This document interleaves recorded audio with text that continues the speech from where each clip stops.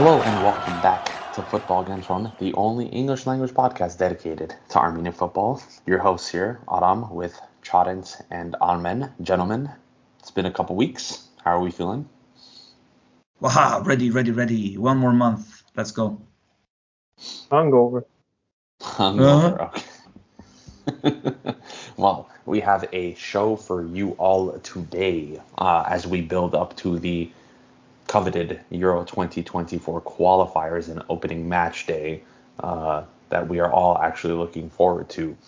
But first, we will start as we always do in the domestic league, where the Armenian Premier League has resumed from its 2-month winter hiatus, with Punic, the reigning champions, going away to Charensavan to play FC Van in a what can only be described as very comfortable 3-0 victory, despite a revamped Von side from this transfer window. Chadens, you watched the game. You had a little bit of analysis. What are your thoughts?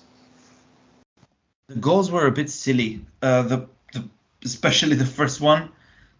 It was a mistake from the goalkeeper as well as some of the defensive passes.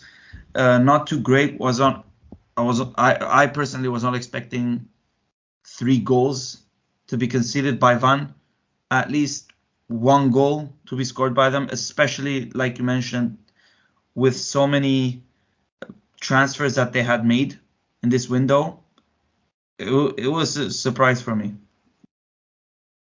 Shout out. So that's not crazy, first and foremost, in Van's defense, because, and I'm not one to just defend Van just because, but you guys said they have half the team that's new. They still have to adapt. I mean, it's not common that it does happen, but it's not usual that a team just signs half their squad and they start delivering and performing and racking up stats and results. Also, an interesting take. I will watch the whole game sometime this week, as I said, but Georg Najarian was missing, not even on the bench. I don't know, bro. That guy is, in my opinion, one of the top 5 Armenian players in the APL, and he should have been national team a long time ago. I don't know why he's not featuring. Maybe a transfer. It was a bit surprising. I don't know. Not sure about that one. I'm checking the squad, and he still seems to be in there. It could have been a minor injury, or something we just don't know about, realistically. Maybe, yeah. But moving forward, the rest of the fixtures in this match day include Bekma taking on FC Noah in a bottom-of-the-table clash, which can see Bekma either make that 1-point gap a 4-point gap, or FC Noah can overtake Bekma. And then Ararat Yerevan will be taking on Ararat Armenia in the Ararat derby. Ararat Armenia are currently second place behind league leaders Urartu by 4 points right now, so they can hope to catch up to Urartu. And then we have Lernayn Artsakh, who will be playing against Alashkert in what's a mid-table clash, but Alashkert is trying to keep their names in this title conversation, but it's slowly slipping away from them. And the Urartu, currently leaders, will be taking on FC Van on Wednesday, March 1st, and Punic will be taking on Shirak in that same day. So a little bit of a staggered restart to the season. So there was a lot of movement as the transfer window happened, and some teams made some really big moves. Oddman, we were just talking about how FC Van made essentially an overhaul of their squad. What are some of the notable transfers from them? Yeah, we would highlight especially 3 transfers for FC Van, because we would have another show for the entirety of the transfers. So the top 3, in our opinion, would be Artur Kartasyan, Football Kentron homie. The center back is back from Nicosia, from Chadens' hometown, Olympiacos Nicosia. Had some issues not getting paid by the club and whatnot, so he repatriated, and not in a good way. Lost 3-0 on the first game, but he'll settle in. Second transfer, another repatriate, talented Armenian. This one is from diaspora, Geram Kadimian, grown up in Ukraine, played UPL like, I don't know, over 5 seasons, played the APL as well. And now, yeah, we call him actually COVID Messi. So COVID Messi is finally in Armenia again because he was the one with the best stats during the strict lockdown in 2020. Good times, good times. And I think he will raise the bar as well. Another interesting, super interesting transfer, Daniel Ankudinov from Kazakhstan, but his transfer belongs to FC Sheriff Tiraspol. Everyone knows them as the team that beat Real Madrid in Champions League. This kid is very talented as per Sheriff fans, so let's see what he has to say in the IPL. Mind you guys, it's a 6-month loan for this kid to get some playing minutes and whatnot, but it's still a good transfer. We got then Football Club Noah that also is going an entire overhaul. A lot of instability in the club, but they're gonna stay put for reasons we're gonna disclose later on. First and foremost, Sergei Muradian from Zenit, center back that grew up in Russia, but it's very, very talented. Played Armenia under 18, but again, a good transfer, great way for him to give his first professional steps in football. Then we got Peter Olawale from Nigeria. He's a striker, Nigeria under 21 striker, mind you guys, from Hungarian Giants Debreceni, or whatever the spelling is. Another great signing for Noah from Debreceni as well in Hungary. Raul Barbarani is Romania under 21 goalkeeper. So you got 3 great signings among many others, of course, for Noah. But there are other teams that boast their ranks. Charence's homeboys in Urartu, they hosted you, they showed you around, and now they have some new signings, and perhaps the best one in the APL. Well, yeah.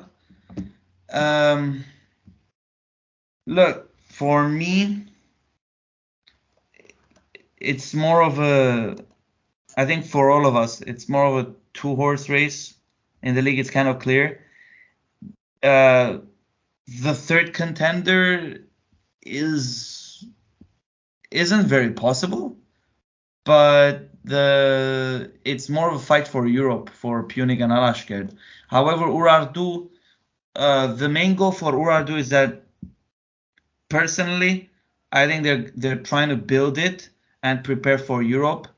And 2 of the elements that they did is the signings of Sanogo and Osbilis. They are the best proof of that.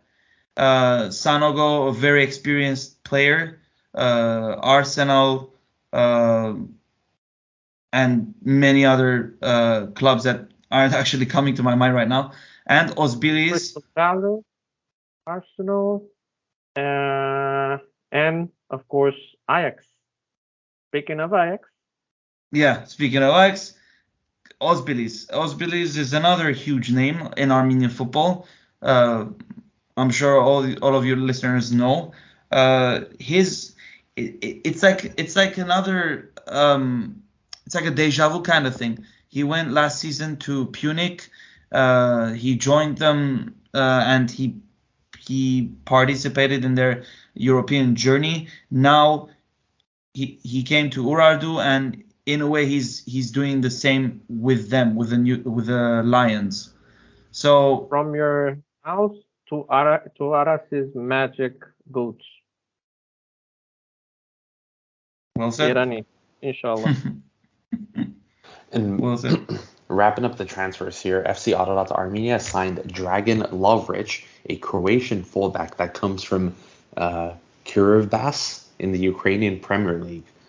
Interesting signing there for Ararat Armenia, who are looking to not just bring in minor reinforcements in areas that they feel is necessary, but calling in a fullback is a little concerning, considering their current fullbacks are both Armenian national team contenders, Armenian. but we'll see what happens there. And one special and really only significant national team transfer outside of Armenia is Andre Chalasier has moved from Silkeborg in Denmark to I cannot pronounce that. Bromek My God. Poikarna? Hey. How would you pronounce it? No. Man, you're a self-proclaimed linguist. How would you pronounce it? No, that was my Finnish. That sounded Russian. No, that's more Finnish. Trust me, I watch a lot of Finnish TV shows. I guess it's from Poikarna or something in his hometown in Stockholm, Sweden. I don't know, bro. This one I don't like.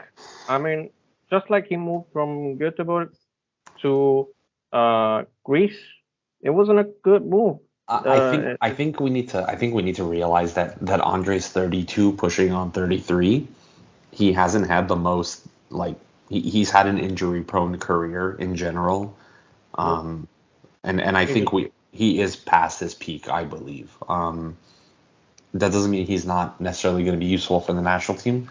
I still think he is as long as he's healthy, but I think we have to put that into perspective. He's still playing first-tier football in Western Europe. That's more than good enough. Glass half full, I guess. Yeah. Well, that wraps it up for the Armenian Premier League section of the show.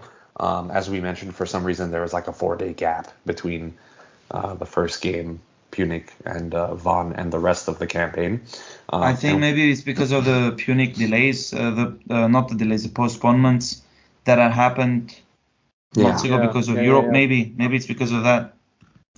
Yes, and we'll be moving on to a slightly concerning story. There were rumors swirling in this past week that are yet to be confirmed that apparently the Football Federation of Armenia has decided to close down the Bekma project at the end of the season. Bekma is, of course, the military-tied club that was started by the Football Federation of Armenia to allow for the national team prospect players to continue playing at the club level, at the highest level available in Armenia, while they serve their military service. We here at Football Kentron actually believe that the Bekma project is a really good project. However, there have been some road bumps that have mainly come from our opinion, coaching. But I think first topic I'll throw out to you boys, whoever feels like answering. How will this affect, if true, the current Armenia under-21 setup, as this Bekma side makes up substantially the Armenia under-21 national team and have the same manager as well? I would say would make it even worse. I mean, they'll still be coached by the same people, but they won't be playing together anymore. And that whole being well-oiled kind of thing and understanding and chemistry, automatic chemistry between the players will not be the case anymore. And I'm going to jump ahead of myself a little bit here, but Bekma did show some results over its short existence so far, like the under-19 national team making a lit round on its own merits for the first time. It's mostly because of a Bekma base. Bekma 2, to be specific. Most of those players played for the second Bekma team, not for the first team. Same institution. Yeah, I agree. Yeah. And that's the most concerning part, in my opinion. Like, it will affect under 21, but I don't think it will change that team that much. The most concerning and worst effect will be in Armenian football as a whole. Under 19, under 17, under 15, like the formation years. Another issue that we should discuss at some point that is related to this is nutrition. It has been brought up several times recurrently and Armenian football fans and whatnot. And actually, now that I think about it, Joaquin Caparros has brought it up over one of his press conferences. I think it was after winning Nations League. Is how concerning the nutrition diets are for Armenian athletes, or at least football athletes in Armenia. For some reason, they do not grow up athletic. Like you notice when diasporans come and play in Armenia, you see the Kadimians, you see the Gevort Najarians. There's another player that I'm thinking about that we want it to be a surprise, but another diasporan that might be joining the APL soon. And all of these players grown outside, grown abroad under good academies, like they're the way they eat while they work out, they grow up. That's professional sports, and that's what's one of the biggest things that's missing in Armenia. Definitely. I think one of the major issues from the outside looking in for this Bekma project, in my opinion, is the manager, who is Rafael Nazarian, who also coaches the Armenia under-21 team, as that's effectively the same side. So I took a look at his coaching record. With the under-21s, he has taken charge of 13 matches where he has 1 win, 0 losses, and 0 draws and 12 losses. That's a .23 points per game ratio. You can get a maximum of 3 points. So that's .23, not 2.3. So that's really bad. I don't know what other way to put that. That means he's a lot closer to getting 0 points per game than he is to getting 1 point per game. When it comes to Bekma, the club as a total, there has been a number of matches played across the first and second division of Armenia, and his record is 45 wins, 19 draws, and 50 losses, which on paper sounds fine, right? That doesn't sound bad, right? It sounds like an okay record. But when you realize that this included their second division run where they won the second division, it's really bad. Currently in the APL, their current record for this season is 2 wins, 7 draws, and 11 losses. So that's dropping a number of points. And as you can tell by the table, they're constantly bottom or near bottom. They're performing substantially better this season than they did last season. And by substantially, I mean 3 more points than where they were this time last season. You know, this comes to a question of why has someone been retained at the helm of this program for the duration of the program, who in any other circumstance would have been fired and someone would have been brought in to replace them. I think leads back to, in my opinion, that like systemically bad decision making. Yeah. Well, I mean, you would hope that there was the new board of the FFA and that they would do something and they would pick someone else. I mean, I don't know who they would pick, but I mean, it's clear that there is a correlation between Bekma and the youth national teams. And if you look at how poorly under-21s performed in qualifiers, it was like, I think they only had 3 points. And it's a great example. And that's a horrible record. So there has to be some changes, and I don't think closing Bekman down is the answer. I think the answer starts with getting a new coach. Yeah. Bring Robert instead of that position. Let him work with the young ones. Let him educate them. But it's a good thing he's doing that with Noah. Yeah. See, I would have liked to see that.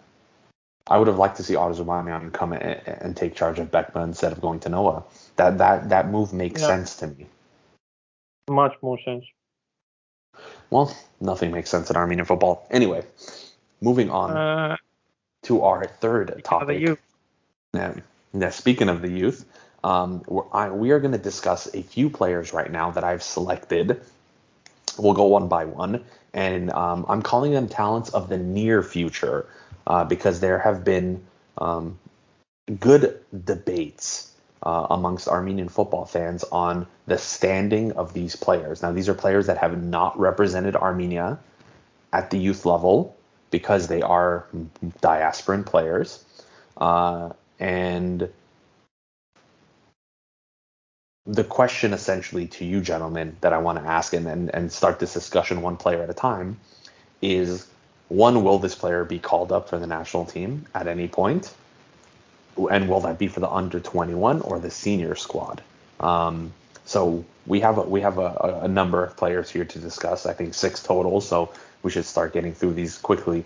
Starting with number 1, who is Grant Leon Ranos, otherwise known as Hrant Levon Yeranosyan, who is the center forward for FC Bayern Munich 2. Ranos, who has, I believe, scored 13 goals now, including a goal that he scored yesterday in the restart of the league in the German 4th division. And he has almost double-digit assists, I believe. So his goal contributions this season are in the 20s. And he is a center forward who has a good height, good power, good awareness. And he can definitely be one for the future. But I also think there's an argument for the near future. All right, gentlemen, I'll start with you, Chanent. Your thoughts quickly on Ranos, and will he be called up to the national team? Will it be under 21 or the senior squad, or will he just not join us at all? With the recent moves, with the recent events, him following the FFA and him for a long time following Edward Spertsyan, and also recently stating on his bio that he in writing Armenia instead of just a flag. Bro, It's very possible that he's going to join, in my opinion. He's not going to, in my opinion. Armin, let Chadens finish his thoughts and then we'll go to you for Ranos. Everyone's going to get an opportunity to talk for every player. I'm excited. But it literally says Football Club Bayern Munich and Armenia. Like that's what Chadens is talking about right now. Yeah, like it hasn't officially been made. What I want to say is, if it's going to be made official before Turkey game, I hope so. And for me personally, it's better to utilize his strengths and use him for the senior national team rather than youth. Here's a fun fact: he's gained about 1,000 followers since making that change. He went from 9,000 followers to 10,000 followers, all of Armenian. Anyway, Armin, your thoughts on Ranos? Bad. I mean, he's gonna join. In my opinion, that's like the fact that it says not just a flag, not just Armenian. It says Bayern Munich and Armenia. Like that's more than an expression of intent. That's confirming representation. Yes. And of course, to answer your question, it's not going to be under 21. Yes. Angle. He has followed. What do you think? Yeah, he has followed the Football Federation Instagram account as well, which I believe he didn't before. Someone pointed that out. Yeah. And here's what I think. I was listening to Edward Spertsyan's interview on the Comment Show, which is a Russian show. I don't speak Russian, so I was watching with subtitles. And the way he said, I was listening to him, I'm like, wait, what? Yeah, and Nobel Arustamyan, who is a prominent Russian-Armenian sports journalist, and who is a very big admirer of Edward Spertsyan, was asking him questions about how he came to join the national team. And this is going to be relevant to Grant for reasons that are going to be made available very soon. And he said that initially he was in conversations with Melik Bekyan to join the under-21 team. And that was essentially the deal. He'll continue to play for Krasnodar. He'll come play for the under-21. And at this point in time, he had already made his professional debut for Krasnodar. And he started to play. He played his Champions League football. And then things shifted slightly. He got another call from Melik Bekyan saying, senior national team now. And Edward immediately accepted. And I think that's a similar deal that happened with Ranos. I don't think Ranos, granted, he's only, 19 years old? He could still play for the under-21s. But, again, we just talked about how Rafael Nazarian is incompetent. And why would you, and I'm sure he's looked at these results for the U21s and said, this is not a guy I want to play for. And I think that's a similar deal. I think it's a similar deal. I think Melikbekyan promised him immediate senior national team. It's better, I think. And personally, now I just realize this, is that these players, they're smart enough to know their abilities. But other than that, they're smart enough that they know that the U21s sometimes aren't called back and they don't get more opportunities. I'm kind of pulling the plug with that statement. Mm-hmm. It's a bit of it's true. That statement is a bit strong, but mm-hmm. I'm having a feeling that some players who get called up in the youth teams aren't getting called back for the senior, and that's why they wouldn't want to risk. And I mean, obviously, like I said, they are capable of playing at higher stages. So we'll get into the senior national team later in the show, but let's move on to the second player, Avo Aventisian, the left back for Go Ahead Eagles, who play in the Dutch Eredivisie. Avo, as you all know, was called up for the last national team set of friendlies, but was unable to play due to some FIFA paperwork issues. Pencil pushers not doing their jobs on time, apparently. But since then, he has not featured for Go Ahead Eagles. He has featured on the bench on multiple occasions, and he has been playing very regularly with their B team. But he's in this bit of a limbo space that's similar to another player who's on this list, who we will discuss later. Given the circumstances and how, at this point, I think Armenia needs to take any defenders it possibly can, because we can talk about experience all we want and whatnot, but the fact is, the same set of defenders we keep talking about are the ones where we keep losing games with. Let's start with you, Chadens. Aventisian. He's already been called up for the senior national team. Will it happen again? Will he finally be actually cap-tied? What do you think? I think he will be called up. He will, if he doesn't play a lot of games until the end of the season for Go Ahead Eagles, I have a feeling that he might be called up for some youth games as well. But over time, he will come to the senior team more occasionally. Armen, what are your thoughts on Avo? I wouldn't call him up as long as he's not playing first team football. Like, he's been playing for Go Ahead Eagles 2 or Go Ahead Eagles B. That's not good enough for senior national team. No, yeah, that's a solid argument. These are players that, doesn't matter at what level. I mean, they need to keep playing, and Avo had a really good, time at PAOK youth, and he did play a few games, and he was playing in their preseason matches, both in the summer and in the winter. So it's a little bit of a head scratcher, and we would hope that he would have fared better, but I agree. I think at this point in time, we just kind of need to see how his club career develops, and maybe call him up later in the campaign if he starts getting some regular minutes.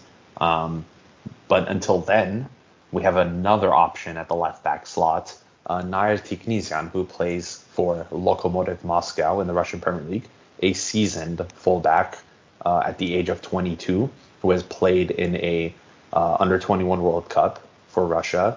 He's not cap-tied to Russia because he has not represented Russia at the senior level at all. And he has also expressed interest in playing for Armenia. He's a little bit of a hothead, but he is a very talented left back. He's one out of all the players on this list besides Ramos. He's the player I've seen play the second most. And I really do think highly of him as a fullback. And I do think that he will bring a level of intensity, I believe, that the squad is really missing. Charents, Tiknisian.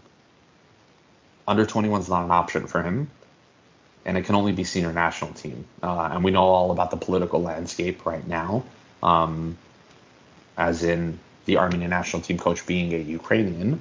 Will that affect Tiknisian being called up? Will it help Tiknisian be called up? Will he be considered even? And if so, will he even accept? Well, my opinion doesn't really matter on this because it all depends on what like you said, the Petrakov decides. It's based on his mind at that point, but it seems very practical to call him up. So I wouldn't be surprised if he gets called up. But again, I wouldn't be surprised that that he wouldn't get called up as well. Even though I think we could need him. We could use him. And he's someone that, if we're comparing to Aventisian right now, he has 23 games so far played this season with 1 goal and 2 assists from the left back position. That's my specific reason why I would call him up. Like it will make sense for him to join rather than Aventisian. Because he's playing, his legs are warmed up, so I might as well just let him play rather than someone who hasn't been playing.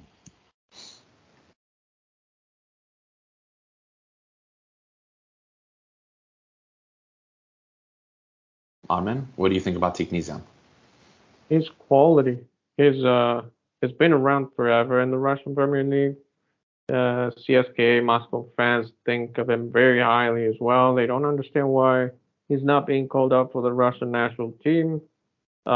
He wants to play for the Armenian national team, but in my opinion, Russia won't let him still, even though he's not in Russian national team landscape or the coaching staff doesn't consider him. But I know that even though that is the case, Russia would not see it or would not take it as a good thing if he joins us.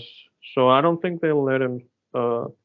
We can wish all we want. He can wish all he wants, unfortunately, but I don't know. Hopefully he joins soon. He has spoken to Melik Bekyan, the Armenian Football Federation president, before, but as we all know, there are other factors involved. That is true. There are always other factors when it comes to the Russian national team players, and I'm not sure how having a Ukrainian coach is going to positively affect that at this current moment in time.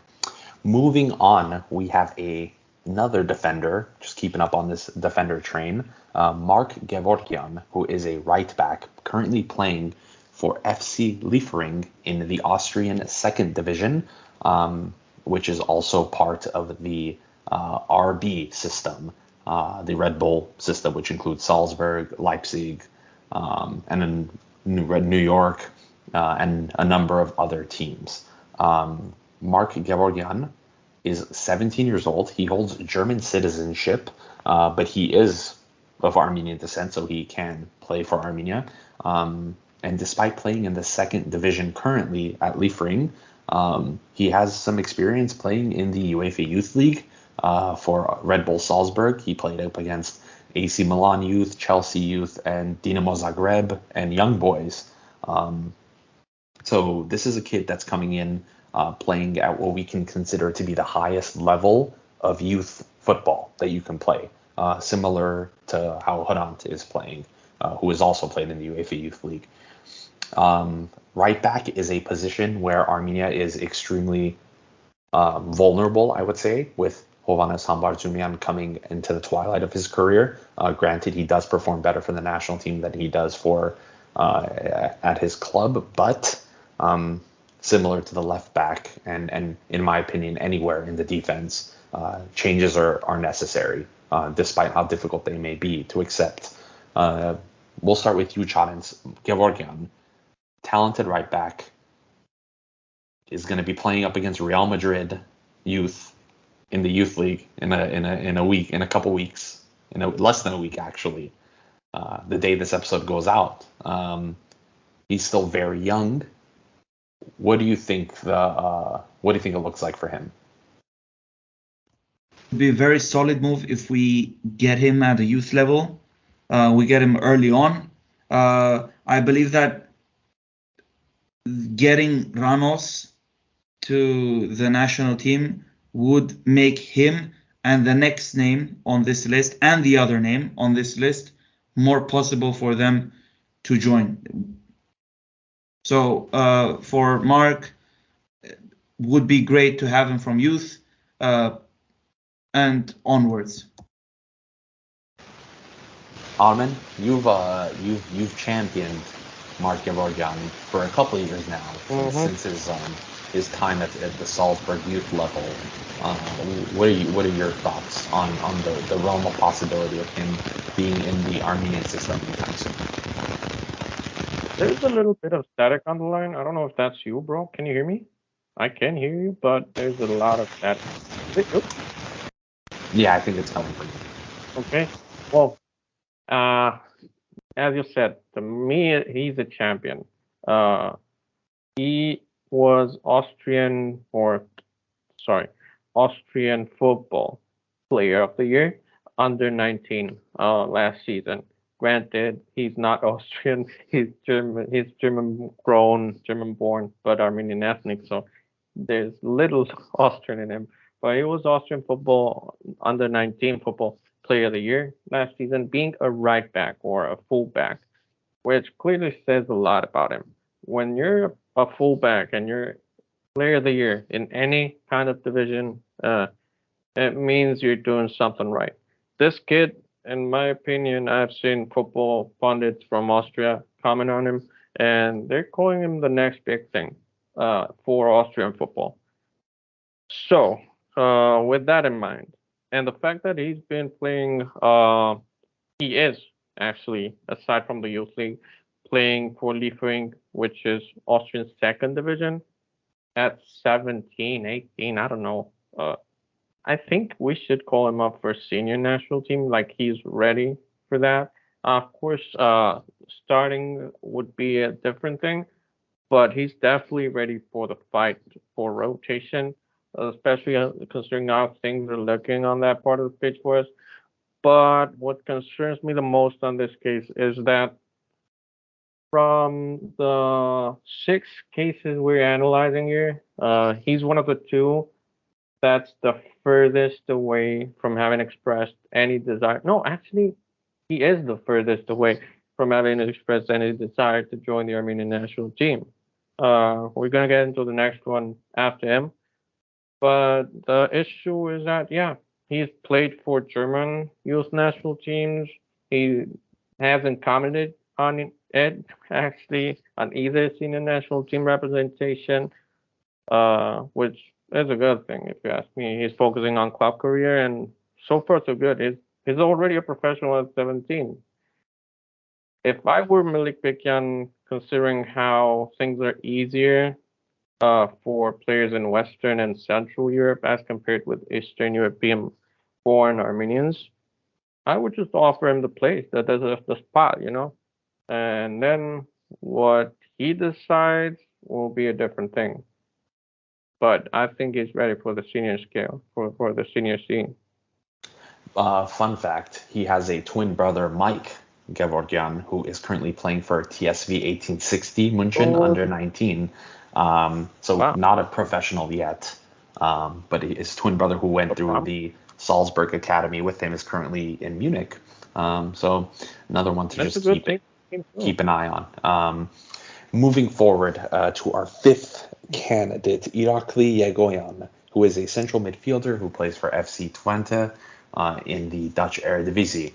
Irakli is another curious case, as Armen alluded to, insofar as not that he hasn't expressed interest in wanting to play for the Armenian national team, but more that the Football Federation has ignored him entirely, which is insane if you think about it. Irakli is eligible to play for Armenia and Georgia, and he is heavily leaning and the Netherlands. And the Netherlands. But from what I understand from someone who I've spoken to who happens to be a personal friend of his, he is heavily leaning towards Georgia, purely because Armenia has completely rejected him and not even thought about him, which is incredibly insane, if you ask me. He's already represented Georgia in the under 18 level. He's had 2 appearances for them, but that is not a senior cap. So. Hell, bro. Under 18 is not even official, if you think about it. That's crazy. Funnily enough, he was part of the training camp, that under 18 training camp that actually played against Armenia. But he didn't feature. He wasn't in the squad in either of the matches against Armenia or Switzerland before you go all conspiracy theory on me. So what do you guys think? There's a little less information about him right now, but he has been playing. He has been playing very regularly for the second team. For the Twente under 21s. He has been on the bench on several occasions in the Eredivisie and the Dutch Cup. So he's a player, despite his young age of 18, is a central midfielder that will likely make his breakthrough very soon. And at this point, it just comes down to a battle between Armenia and Georgia, but only if Armenia is interested. So I'll leave it open to whoever wants to talk first.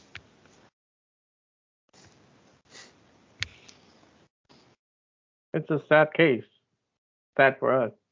I mean, I don't know, bro. At this point, it's one of those cases that you must take advantage of momentum. Like some players in the past, like, I don't know, Vasilis Spertsyan, whenever he's benched. Currently, he's on a good moment as well, being benched constantly, which could be better, but could be worse. So in this case as well, the same thing. Grigori Matevosyan at Noah, Felix Ferayan at Hoyevko in Finland. Those players, when they're at a better point in their careers and have not quite taken off, you will have to capitalize on the spot before they lose momentum and before you lose the opportunity as well to get a quality player on your ranks. Doesn't seem to be the case with Embolo. I don't think he's gonna lose momentum. It's just gonna get better and better. But again, before he does, snatch him up. Challenge, any thoughts? Yeah, same. As early as possible. It's looking dangerous for the Irakli situation. I think they want him, not Armenian Federation. I mean Georgian Federation. They want him, and they're trying to get him, I think. So we gotta act early. Well, it might be too late in that case, unless the Football Federation steps up with something enticing soon. Speaking of enticing, nothing has been less enticing than watching this next player's career trajectory, Gor Manvelyan, who is a striker and attacking midfielder for FC Nantes in Ligue 1, who has bursted onto the scene at the youth level for Nantes B, scoring a number of goals and earning promotion into the first team squad, and then subsequently, due to whatever reason, the manager Kumbare literally never plays him. So he's a curious case. There were rumors swirling of a possibility of a loan to the Belgium First Division, which, Onmen has made it very clear of his opinions through our social channels that a loan move for Manvelyan is long overdue at this point. But in terms of his international representation, he has spoken about it briefly, saying that it would be a dream to represent France on the international level. Not that again. He did later come out and say, he didn't necessarily say that he's only interested, but exactly, like he was answering the question directly of, would you want to play for France? Context. He was asked. would you like to play for, or what would you feel if you were called up by Deschamps? And he answered, it would be a dream to play for France. And he was just answering a literal question. It's not, he wasn't asked, who would you like to play for? Yeah, It was that's taken out of context for likes and the social media algo. bottom line is we actually don't really know how the degree of interest of Monvelian in playing for the Armenian national team, but we do know that he is very talented, and he is an Artsakhi. I mean, he's born in Artsakh. He's Armenian, and I can't imagine someone like that not wanting to wear the colors of Armenia. But Chadens, Monvelian, I feel like we've been talking about this guy since we started Football Kentron over 2 years ago. Where do you see it in the near future, in the next cycle, and within this Euro 2024 qualifying cycle? Do you think he will finally get called up? Definitely not before Turkey. Most like a bit difficult again before September, so during the summer. That's when our next games are.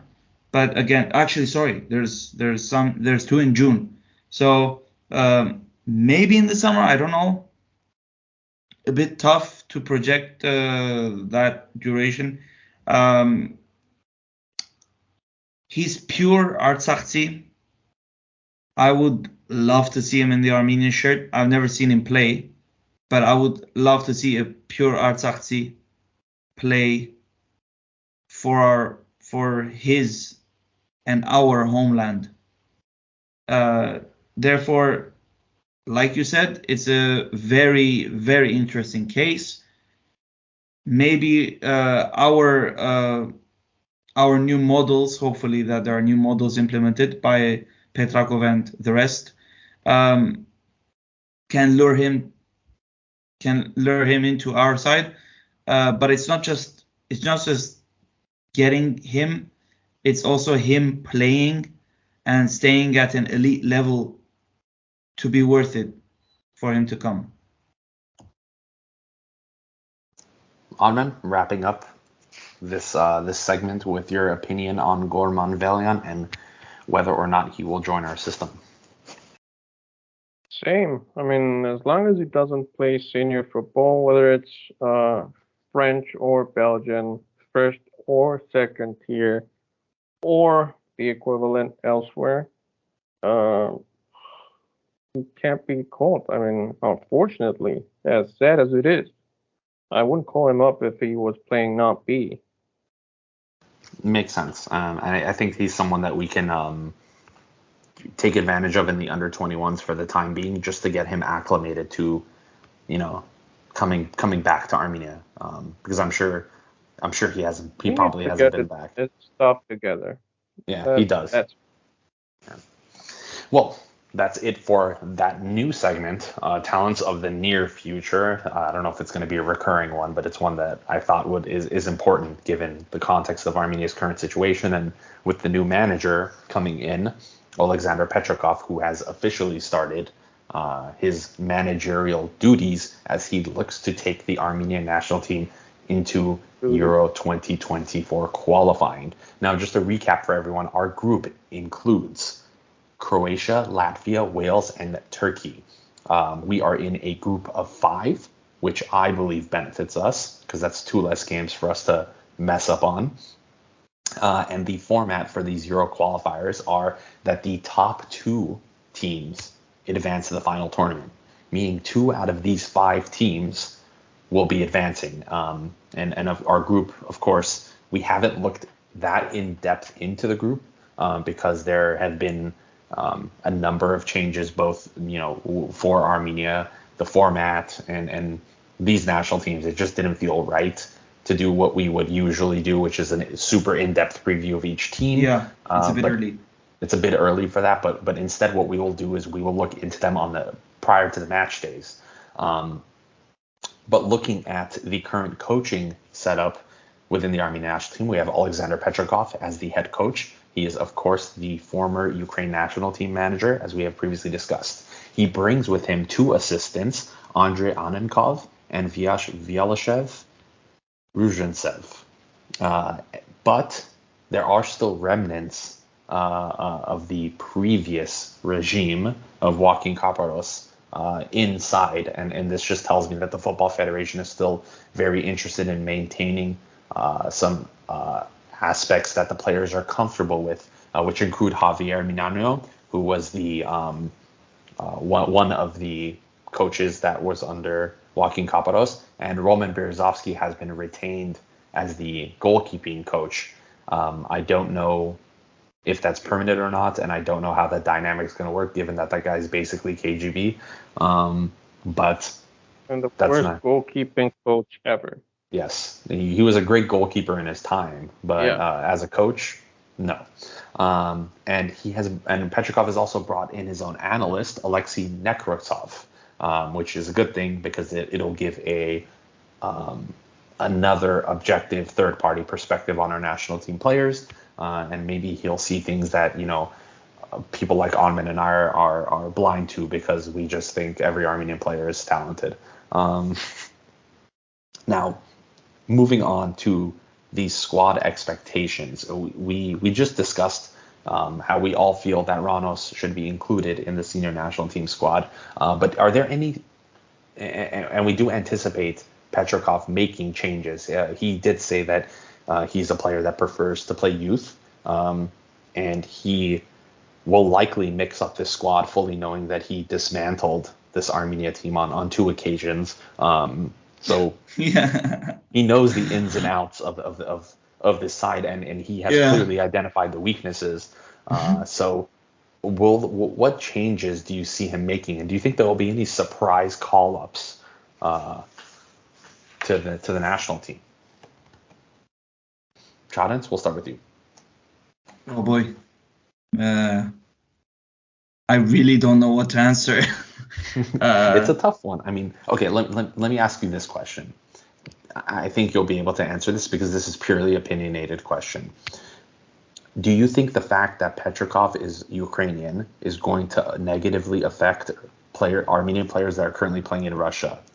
Do you think the Russian Armenians will be less inclined to join, or do you think their clubs might not let them, or what do you think about that? What do you think will happen there? Again, a bit tough one because it depends on many factors. But the part where Russian clubs not to let them go is the key. I don't think it will do anything with the players. If the players want, they will join. It's not like the fact that he is, because there are some characteristics that Petrakov has that he can implement within the team internally and externally. So that's not really a big factor for Petrakov to do a surprise call-up. However, a surprise call-up in a good way, I hope that it's going to be Ranos, that all of a sudden, we get a confirmation and he has joined. Some surprise call-ups can also be some youth players, because I hope that we get a lot of youth implementation and a lot of youth opportunities, because from after all this time that we've been doing Football Kentron and a bit before that, we have seen the same players playing, the same players getting old and still playing.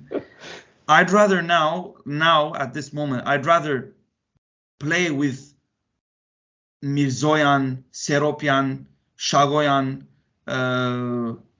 so many other youth players, and lose, but have the hope that within the next 1.5 years, 2 years, can teach them 3-4 things. They can develop and they can continue and play and go onwards and develop on club level and many level. And speaking of club level, him going to APO matches recently, like you guys mentioned before, at the start of the episode, I hope there are some games that some of these youth players show him what they've got and prove to him that I'm here and I will show it to you and I will show to my nation that I can play and I can try to get into this major tournament next year in Berlin.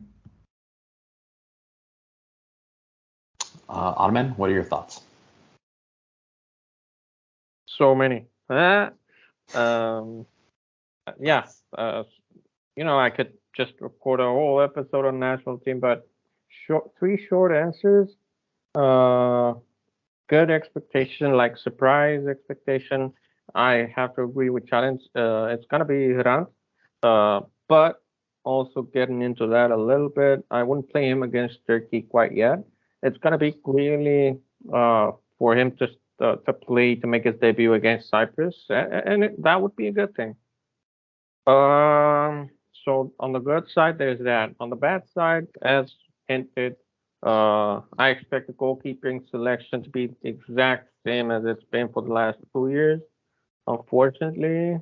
And I don't know, I forgot the third part, but I think Petrakov is gonna do a good job. Of course, being Armenia, we don't expect a huge shift all of a sudden, but honestly, signing up Petrakov was a good move.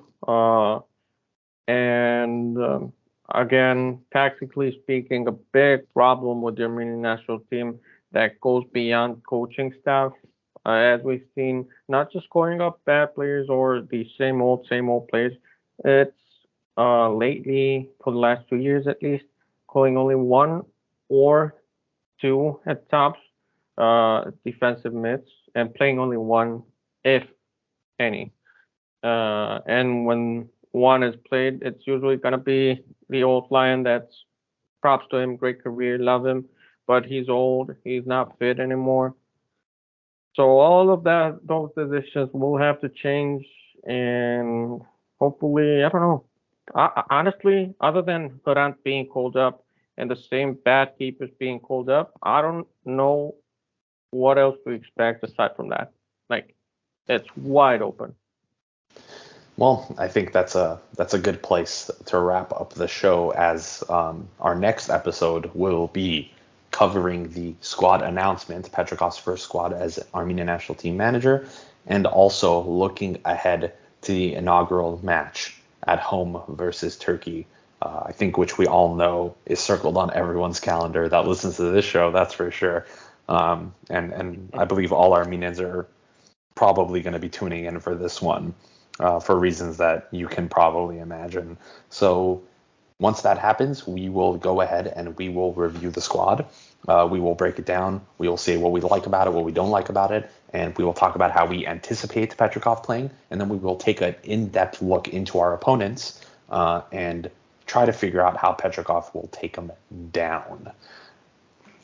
I will end today's episode with some good news, which is Tigran Barseghian has come back from injury earlier than anticipated, and he has already made 2 appearances off the bench for Slovan Bratislava. We're gonna need it so bad. And so that's perfect timing, man. And I think he's a leader. He might not have the best. He has a good footballing ability, but he has some bad decision making. But he is a personality. He has the attitude, homie.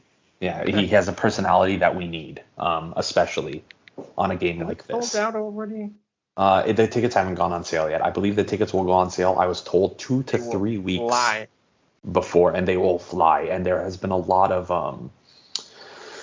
interest from outside Armenia into this game.